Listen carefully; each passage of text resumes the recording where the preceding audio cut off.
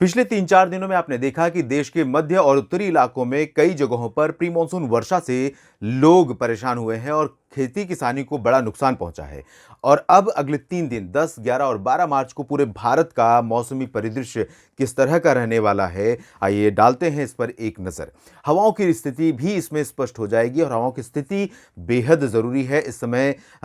ये समझना कि हवाओं की जो दिशा होगी, हवाओं की जो स्पीड होगी, उससे आप पर क्या असर पड़ सकता है, खेती पर क्या असर पड़ सकता है। तो यहां पर आप उत्तर भारत में देखें, डब्ल्यूडी के आगे निकलते ही मौसमी हलचल पहाड़ों पर काफी कम हो गई है और अब मैदानी इलाकों पर भी जो राजस्थान के ऊपर काफी सक्रिय मौसम था, कई जगहों पर राजस्थान में व्यापक वर्षा हुई थंडरस्टॉर्म, लाइटनिंग और हेलस्टॉर्म के साथ, अब ये स्थितियां नहीं रहेंगी। हालांकि पूर्वी राजस्थान के कुछ इलाकों में कोटा, सवाई माधोपुर और आसपास के कुछ हिस्सों में हल्की फुल्की बारिश यहां पर हो सकती है। आज सुबह इस समय मौसम बना हुआ है और उसके बाद धीरे धीरे यहां पर भी क्लियर वेदर हो जाएगा। बाकी आप देखिए हवाओं की स्पीड, हवाओं की डायरेक्शन, पंजाब, हरियाणा, दिल्ली, उत्तर प्रदेश और राजस्थान, गुजरात समेत इन सभी जगहों पर, बिहार, झारखंड तक ये पश्चिमी और उत्तर पश्चिमी दिशा की हवाएं चल रही हैं। इन हवाओं के चलते तापमान में थोड़ी गिरावट हो सकती है दिन और रात के, और आसमान पूरी तरह से साफ और शुष्क रहेगा।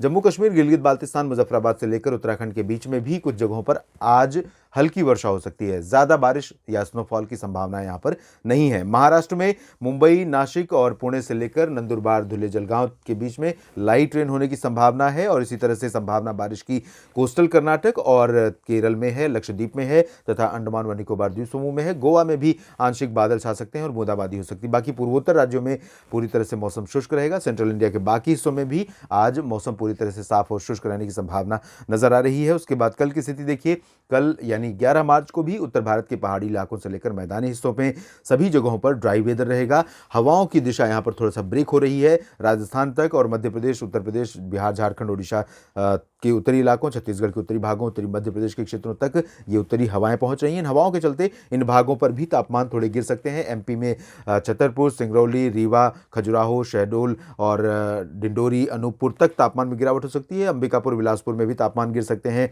रांची, जमशेदपुर, कोलकाता समेत पटना, गया और तमाम जगहों पर तापमान में गिरावट हो सकती है। महाराष्ट्र पर थोड़े बहुत बादल अभी भी बने रहेंगे। तो नासिक से लेकर पुणे और मुंबई के बीच में ये वाला जो पोर्शन है, इनमें कहीं कहीं पर गर्जना के साथ बूंदाबांदी आज भी हो सकती है। इसी तरह से केरल और कोस्टल कर्नाटक पर भी कुछ गतिविधियां रहेंगी। देश के बाकी हिस्सों पर कल भी बारिश की संभावना नहीं है, अंडमान व निकोबार द्वीप समूह को छोड़ दें तो। और इसके बाद अगर हम 12 मार्च की स्थिति देखें तो 12 मार्च को और ज़्यादा क्लियर हो जाएगा, लेकिन दो टिप ऐसे होंगे। उत्तर का ये टिप जम्मू कश्मीर, गिलगित बाल्तिस्तान का, जहां पर फ्रेश स्पेल शुरू हो सकता है बारिश का, और साउथ पेनिनसुलर रीजन का भी जो रीजन है, तमिलनाडु, केरल और आसपास का हिस्सा, इन भागों पर भी कुछ बारिश का दौर शुरू हो सकता है। और ये जैसे जैसे ये सिस्टम आगे बढ़ेगा, एक सर्कुलेशन है यहाँ पर बंगाल की खाड़ी के दक्षिणी मध्य भागों पर और इसके साथ साथ भूमध्य रेखा के पास, तो ये जैसे जैसे मूव करेगा आगे, इसका असर भी साउथ पेनिनसुलर रीजन के समेत तमिलनाडु, श्रीलंका के ऊपर बढ़ेगा। तो उम्मीद कर सकते हैं कि आने वाले दिनों में 12 मार्च के बाद और गतिविधियां यहाँ पर पहाड़ी इलाकों, जो दक्षिणी इलाके हैं, इन भागों में बढ़ सकती हैं। इसके बाद उत्तर भारत के क्षेत्रों के मैदानी हिस्से देखें, पंजाब से लेकर राजस्थान, दिल्ली, हरियाणा और उत्तर प्रदेश, तो यहाँ पर ड्राई वेदर। मध्य प्रदेश, महाराष्ट्र, गुजरात, छत्तीसगढ़, ओडिशा, तेलंगाना और आंध्र प्रदेश, गोवा, इन सभी भागों में ड्राई वेदर। पश्चिम बंगाल, बिहार, झारखंड तथा पूर्वोत्तर भारत में भी ड्राई वेदर रहेगा 12 मार्च को। और उत्तर भारत में 13 मार्च को बारिश बढ़ सकती है, क्योंकि एक डब्ल्यूडी आ रहा है जिसका असर यहाँ पर बारिश का नया स्पेल शुरू होते हुए दिखाई दे रहा है। इस बुलेटिन में फिलहाल इतना ही। धन्यवाद।